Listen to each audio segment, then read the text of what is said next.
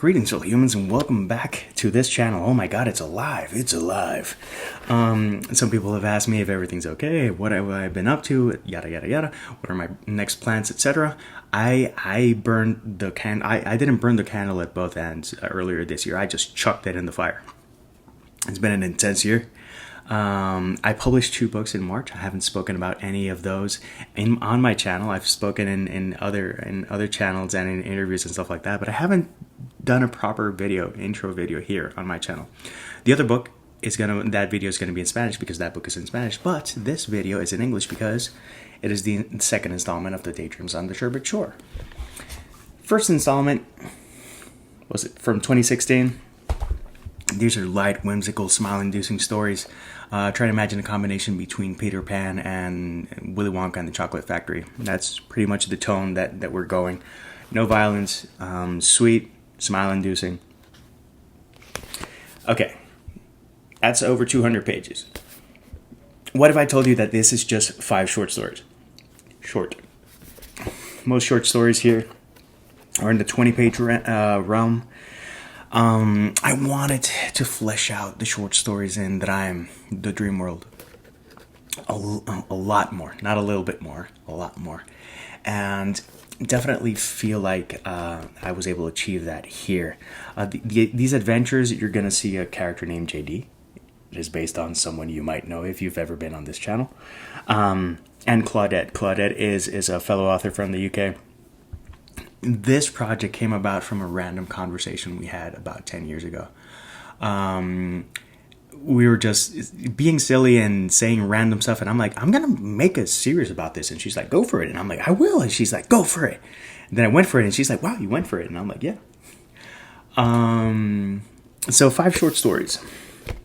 I'm going to tell you a little bit about each short story without offering spoilers. What I will tell you is that first installment, second installment, they're interconnected, but you don't have to read the first installment to get the gist of the second installment. Format is the same. It's going to be me and Claudette. We're going to be welcoming some people, and we're going to go on an adventure. Try to imagine your favorite Saturday morning cartoon. It's good if you watch from the beginning, but it's not mandatory. So that's what we do here. So the first short story in this collection is called Kitties and Cake, and I visited another friend of mine from the UK. Kate Evans is just a wonderful, wonderful, magnificent soul.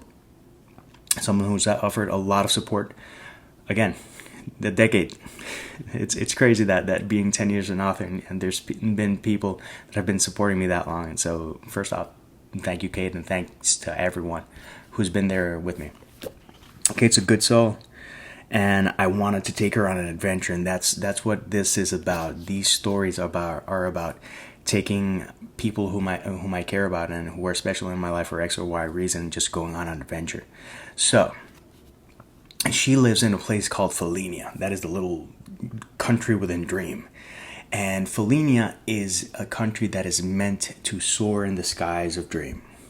The thing is that right now it's tied to the ground by something that's mean and nasty and ill.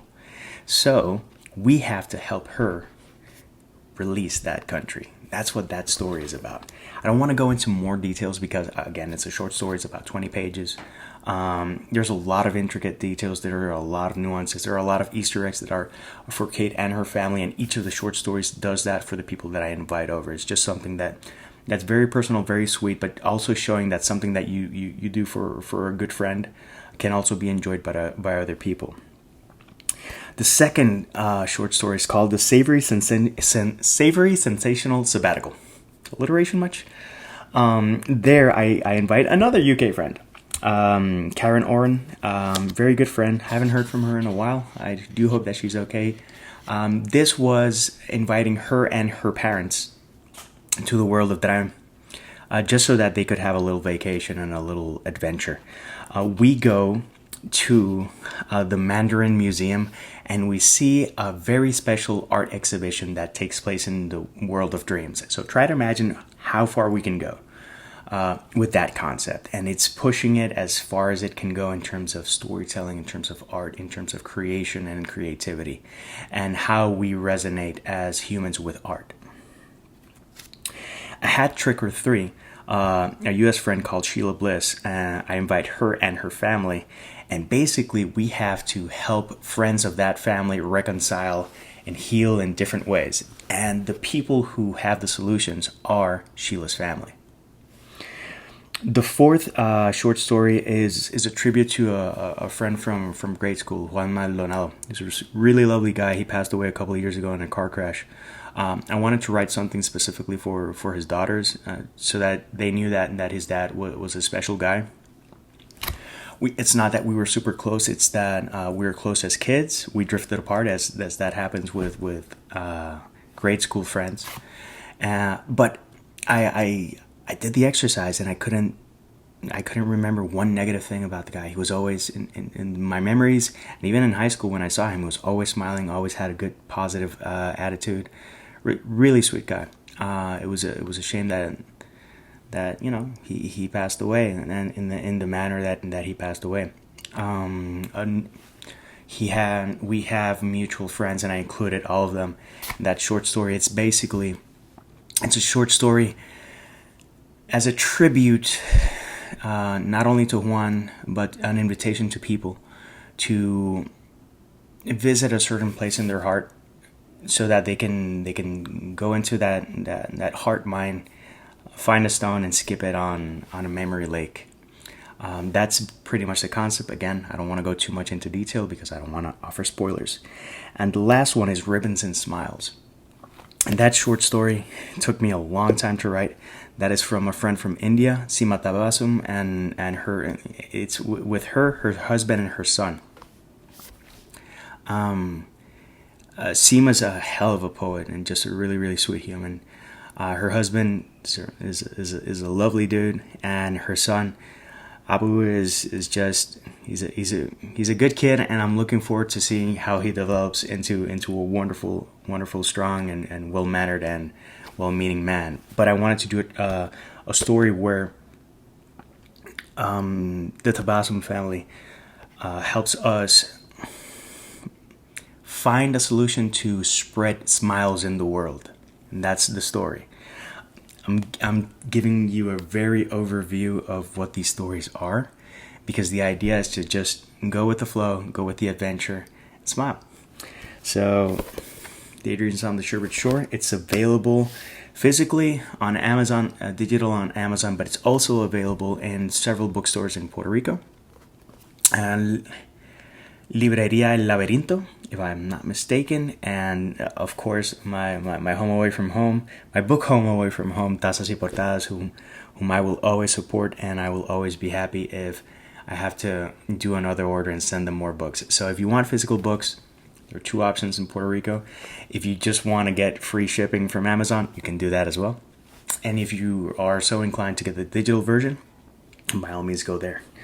So, Daydreams. We can all dream a little dream. We can all smile a little smile. And sometimes we need something light, whimsical, and sweet after a long day. And that's why I write these short stories. And this project means a lot to me.